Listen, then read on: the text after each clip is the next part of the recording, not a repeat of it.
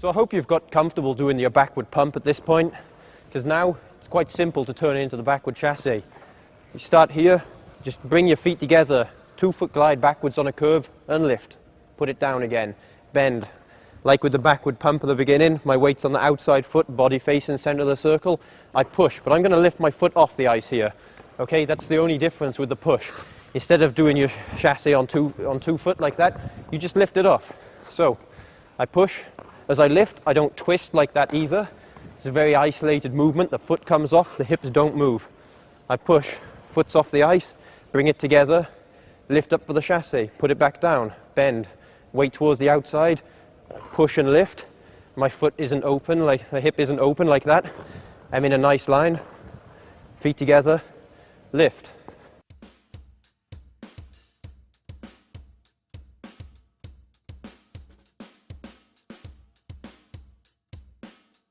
So the next step with your backward chasse is, instead of from here bringing your feet into the 2 foot glide, then lift, then place, then bend, you're going to do is 2 smooth movements.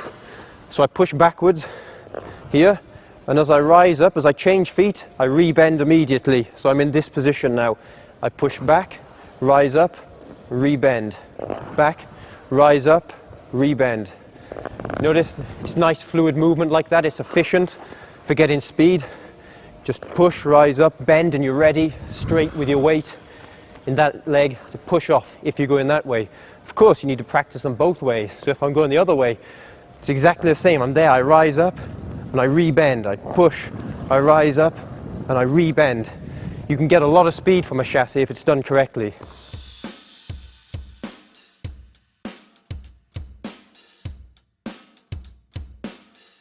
So here's some common mistakes with the chasse.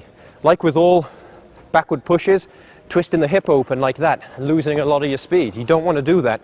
Your hips don't move. You see there? My hip hasn't moved, okay? You don't want to twist. You don't want to twist and stick that hip out like this, because you're not going to get as much speed.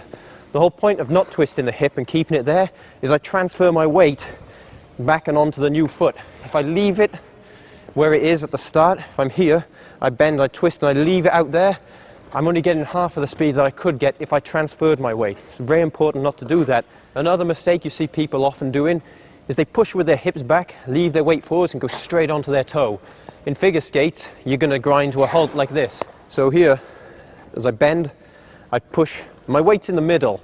I'm not too far back because I don't want to go backwards like that. I'm not too far forwards because I don't want to grind on the ice. I'm nice and in the middle, over my new foot, very comfortably here.